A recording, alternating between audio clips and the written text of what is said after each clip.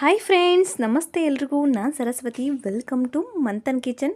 ಇವತ್ತಿನ ವಿಡಿಯೋ ಮೂಲಕ ಯಾವುದೇ ಸಬ್ಬಕ್ಕಿ ಅಥವಾ ಇಡ್ಲಿ ರೈಸನ್ನು ಬಳಸದೆ ಕೇವಲ ರೇಷನ್ ಅಕ್ಕಿಯನ್ನು ಬಳಸ್ಕೊಂಡು ಸೂಪರ್ ಸಾಫ್ಟ್ ಮತ್ತು ಸ್ಪಾಂಜಿ ಆಗಿರುವಂಥ ಇಡ್ಲಿನ ಹೇಗೆ ಮಾಡೋದು ಅಂತ ತೋರಿಸಿದ್ದೀನಿ. ಇಷ್ಟು ಸಾಫ್ಟ್ ಆ್ಯಂಡ್ ಸ್ಪಾಂಜಿ ಆಗಿರುವಂಥ ಇಡ್ಲಿ ಮಾಡೋದಕ್ಕೆ ಯಾವುದೇ ಸೋಡಾನು ಉಪಯೋಗಿಸೋದು ಬೇಡ. ಕೆಲವು ಸ್ಟೆಪ್ಸ್ಗಳನ್ನ ಫಾಲೋ ಮಾಡಿದ್ರೆ ಆಯಿತು, ನೀವು ಕೂಡ ಪರ್ಫೆಕ್ಟಾಗಿ ರೇಷನ್ ಅಕ್ಕಿಲಿ ಮನೆಯಲ್ಲಿ ಸೂಪರ್ ಸಾಫ್ಟ್ ಆಗಿರುವಂಥ ಇಡ್ಲಿನ ಮಾಡ್ಕೋಬಹುದು. ಬನ್ನಿ ನಂತರ ಮಾಡಿದ ರೆಸಿಪಿ ಶುರು ಮಾಡೋಣ. ನಮ್ಮ ಚಾನಲ್ ಮಂಥನ್ ಕಿಚನ್ನ ಇನ್ನೂ ಯಾರು ಸಬ್ಸ್ಕ್ರೈಬ್ ಮಾಡ್ಕೊಂಡಿಲ್ಲ, ಪ್ಲೀಸ್ ಸಬ್ಸ್ಕ್ರೈಬ್ ಮಾಡ್ಕೊಳ್ಳಿ ಮತ್ತು ಪಕ್ಕದಲ್ಲಿರುವಂಥ ಬೆಲ್ ಬಟನ್ ಕೂಡ ಪ್ರೆಸ್ ಮಾಡಿ. ನೋಡ್ತಾ ಇರ್ಬೋದು ನೀವು, ನಾನು ಅಕ್ಕಿ, ಉದ್ದಿನ ಬೇಳೆ ಮತ್ತು ಅವಲಕ್ಕಿನ ನೆನೆಸಿ ತೊಗೊಂಡಿದ್ದೀನಿ.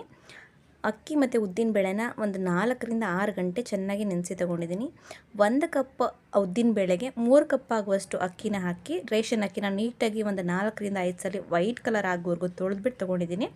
ಮತ್ತು ಅದರಲ್ಲೇ ಒಂದು ಅರ್ಧ ಕಪ್ ಆಗುವಷ್ಟು ಅವಲಕ್ಕಿನ ನೆನೆಸಿ ತೊಗೊಂಡಿದ್ದೀನಿ. ಅವಲಕ್ಕಿನ ಒಂದು 10-15 ನಿಮಿಷ ಮುಂಚೆ ರುಬ್ಬೋಕ್ಕಿಂತ ಮುಂಚೆ ನೆನೆಸ್ಕೊಂಡ್ರೆ ಸಾಕಾಗುತ್ತೆ.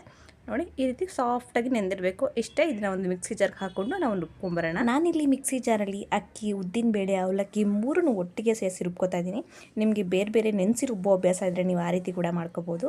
ನಾನು ಈ ರೀತಿನೇ ಯಾವಾಗಲೂ ಮಾಡೋದು. ಈ ರೀತಿನೇ ತುಂಬ ಚೆನ್ನಾಗಿ ಸಾಫ್ಟಾಗಿ ಇಡ್ಲಿ ಬರುತ್ತೆ. ನಾನು ಮಾಡೋ ವಿಧಾನದಲ್ಲಿ ನಿಮ್ಗೆ ತೋರಿಸ್ಕೊಡ್ತಾ ಇದ್ದೀನಿ.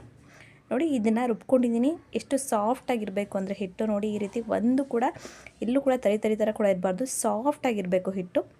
ನೋಡಿ, ಈ ರೀತಿ ಸಾಫ್ಟಾಗಿರುವಂಥ ಹಿಟ್ಟನ್ನು ಒಂದು ಪಾತ್ರೆಗೆ ಸೇರಿಸ್ಕೊತಾ ಇದ್ದೀನಿ. ಸೇಮ್ ಒಂದು ವಿಧಾನದಲ್ಲಿ ನೆಕ್ಸ್ಟ್ ಬ್ಯಾಚನ್ನು ರುಬ್ಬಿ ಕೂಡ ಮತ್ತೆ ಸೇಮ್ ಪಾತ್ರೆಗೆ ಸೇರಿಸ್ಕೊತಾ ಇದ್ದೀನಿ. ಹಿಟ್ಟನ್ನು ಸೇರಿಸ್ಕೊಂಡಿದ್ದಾದಮೇಲೆ ತುಂಬ ಇಂಪಾರ್ಟೆಂಟ್ ಸ್ಟೆಪ್ ಅಂತಲೇ ಹೇಳ್ಬೋದು. ಹಿಟ್ಟನ್ನು ಸೇರಿಸ್ಕೊಂಡಿದ್ದಾದಮೇಲೆ ಈ ರೀತಿ ಕೈಯಲ್ಲಿ ನೀಟಾಗಿ ನಾವು ಬೀಟ್ ಮಾಡ್ಕೊತಾ ತಿರುಕೋತಾ ಬರಬೇಕಾಗತ್ತೆ. ಒಂದು 5 ರಿಂದ 10 ನಿಮಿಷನೇ ಮಾಡಿ. ಈ ರೀತಿ ಸಾಫ್ಟ್ ಆ್ಯಂಡ್ ಸ್ಪಾಂಜಿಯಾಗಿ ಬರುತ್ತೆ. ಈ ರೀತಿ ಹಿಟ್ಟು ಹಗುರವಾಗಿ ಉಬ್ಬುದಂಗೆ ಆಗಬೇಕು, ಅಲ್ಲಿವರೆಗೂ ಮಾಡ್ಕೋಬೇಕಾಗುತ್ತೆ. ಒಂಥರ ಬೆಣ್ಣೆ ಥರ ಆಗುತ್ತೆ. ನೀವು ನೋಡ್ತಾ ಇರ್ಬೋದು, ಹಿಟ್ಟನ್ನ ನೀವು ಕನ್ಸಿಸ್ಟೆನ್ಸಿ ತುಂಬ ತೆಳ್ಳಗಾಗಿದೆ ಅಂತ ಅನ್ನಿಸ್ಬೋದು, ಬಟ್ ಅದು ತುಂಬ ಚೆನ್ನಾಗಾಗುತ್ತೆ. ಈ ಕನ್ಸಿಸ್ಟೆನ್ಸಿನ ಇರಬೇಕು. ನೋಡಿ ಎಷ್ಟು ಬೆಣ್ಣೆ ಥರ ಇದೆ ಅಂತ ಹಿಟ್ಟು. ಈ ರೀತಿ ಇರಬೇಕು. ನಾವು ಕಲಸಿದ್ದಾಗಿದೆ ಒಂದು 5-10 ನಿಮಿಷ. ಈ ರೀತಿ ಸಾಫ್ಟ್ ಆಗಿ ಉಬ್ಬುದಂಗೆ ಪ್ಲಫಿ ಥರ ಆಗಿದೆ. ಇಷ್ಟೇ. ಇದನ್ನು ಮುಚ್ಚೋಣ. ಮುಚ್ಚಿ ನಾವು ಫರ್ಮೆಂಟ್ ಆಗಕ್ಕೆ ಬಿಡೋಣ. ಒಂದು ರಾತ್ರಿ ನಾನಿದು ಫರ್ಮೆಂಟೇಷನ್ ಆಗೋಕ್ಕೆ ನೆನೆಯೋದಕ್ಕೆ ಹಿಟ್ಟನ್ನು ಬಿಟ್ಟಿದೆ. ನೋಡಿ, ಹಿಟ್ಟು ತುಂಬ ಜಾಸ್ತಿಯಾಗಿ ಉಬ್ಬಿ ಬಂದಿದೆ. ನನಗೆ ಗೊತ್ತಾಗ್ತಾ ಇದೆ, ಬಟ್ ನಿಮಗೆ ವಿಡಿಯೋದಲ್ಲಿ ಕಾಣಿಸ್ತಿದೆ ಇಲ್ವೋ ಗೊತ್ತಿಲ್ಲ. ನೋಡಿ, ಈ ರೀತಿ ತೊಗೊಂಡ್ರೆ ನೋಡಿ ಎಷ್ಟು ಗಟ್ಟಿಯಾಗಿ ಫರ್ಮೆಂಟೇಷನ್ ಆಗಿ ಎಷ್ಟು ಪ್ಲಫಿಯಾಗಿ ಬಂದಿದೆ ಅಂತ ಹೇಳಿ. ಸೂಪರಾಗಿ ರೆಡಿಯಾಗಿದೆ ಅಲ್ವಾ? ನೋಡಿ, ಎಷ್ಟು ಕ್ರೀಮಿಯಾಗಿ ಕಾಣಿಸ್ತಾ ಇದೆ. ಈ ರೀತಿ ಹದ ಬಂದರೆ ಮಾತ್ರ ನಾವು ಮಾಡುವಂಥ ಇಡ್ಲಿ ಪರ್ಫೆಕ್ಟಾಗಿ ಬರುತ್ತೆ. ಇವಾಗ ಇದನ್ನು ಇಡ್ಲಿ ತಟ್ಟೆಗೆ ಹಾಕಿ ಸ್ಟೀಮ್ ಮಾಡ್ಕೊಳ್ಳೋಣ ಬನ್ನಿ. ಇಡ್ಲಿ ಮಾಡೋದಕ್ಕೆ ಬೇಕಾಗುವಷ್ಟೇ ಒಂದು ಹಿಟ್ಟನ್ನು ಒಂದು ಬೇರೆ ಪಾತ್ರೆಗೆ ಸೇರಿಸ್ಕೊತಾ ಇದ್ದೀನಿ. ಉಳಿದಿರೋ ಅಂಥ ಹಿಟ್ಟನ್ನು ನಾವು ಫ್ರಿಜ್ಜಲ್ಲಿ ಇಟ್ಕೊಂಡು ಯಾವಾಗ ಬೇಕಾವಾಗ ಮಾಡ್ಕೊಂಡ್ರೆ ಆಯ್ತಲ್ವ.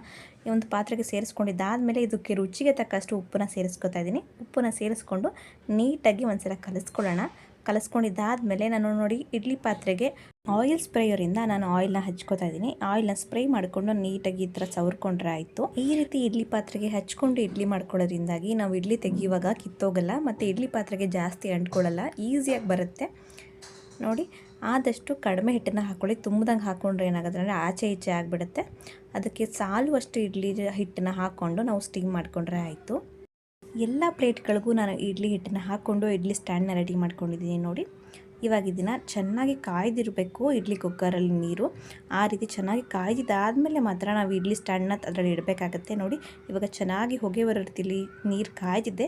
ಇವಾಗ ಅದು ಇಡ್ಲಿ ಸ್ಟ್ಯಾಂಡ್ ಏನಿತ್ತು ಅದನ್ನು ಸ್ಟೀಮರಲ್ಲಿ ಇಡ್ಲಿ ಕುಕ್ಕರಲ್ಲಿ ಇಟ್ಕೋತಾ ಇದ್ದೀನಿ. ಕುಕ್ಕರ್ನ ಇಟ್ಕೊಂಡು ಅದ್ರ ಮುಚ್ಚಿದ್ರೆ ಆಯಿತು. ಒಂದು 10 ರಿಂದ 15 ನಿಮಿಷ ಸಾಕಾಗುತ್ತೆ ಅಷ್ಟೇ. ನಾನು ಅಷ್ಟೇ ಒಂದು 10 ರಿಂದ 12 ನಿಮಿಷ ನೀಟಾಗಿ ಸ್ಟೀಮ್ ಮಾಡ್ಕೊಂಡಿದ್ದೀನಿ. ನೋಡಿ, ನಮ್ಮ ಇಡ್ಲಿ ಉಪ್ಪಿ ರೆಡಿಯಾಗಿದೆ. ಇವಾಗ ಇದನ್ನು ಒಂದು 2 ರಿಂದ 3 ನಿಮಿಷ ಸ್ವಲ್ಪ ತಣ್ಣಗಾಗಕ್ಕೆ ಬಿಡಬೇಕಾಗತ್ತೆ. ಈ ರೀತಿ ಹರವಿ ಒಂದು 2 ನಿಮಿಷ ಬಿಡ್ತಾ ಇದ್ದೀನಿ. ತುಂಬ ಬಿಸಿ ಇರುವಾಗಲೇ ನಾವು ಇಡ್ಲಿ ಎತ್ಕೊಳ್ಳೋಕೆ ಹೋದರೆ ಅದು ಕಿತ್ತೋಗೋ ಚಾನ್ಸಸ್ ಇರುತ್ತೆ.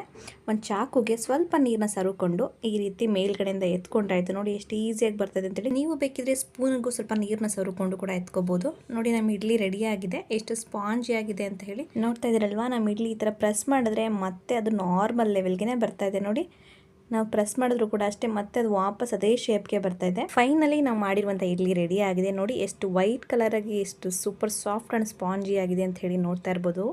ಈ ವಿಡಿಯೋ ನಿಮಗೆ ಎಲ್ರಿಗೂ ಇಷ್ಟ ಆಯಿತು ಅನ್ಕೋತೀನಿ. ಈ ವಿಧಾನದಲ್ಲಿ ನೀವು ಕೂಡ ಇಡ್ಲಿನ ಟ್ರೈ ಮಾಡಿ ಹೇಗೆ ಬಂತು ಅಂತ ನಿಮ್ಮ ಅಭಿಪ್ರಾಯನ ಕಾಮೆಂಟ್ ಬಾಕ್ಸಲ್ಲಿ ತಿಳಿಸಿ. ಈ ವಿಡಿಯೋ ನಿಮಗೆ ಇಷ್ಟ ಆದರೆ ಲೈಕ್ ಮಾಡಿ, ಶೇರ್ ಮಾಡಿ, ಪ್ಲೀಸ್ ಸಬ್ಸ್ಕ್ರೈಬ್ ಮಾಡ್ಕೊಳ್ಳಿ ಮಂಥನ್ ಕಿಚನ್ಗೆ. Thank you. Happy cooking.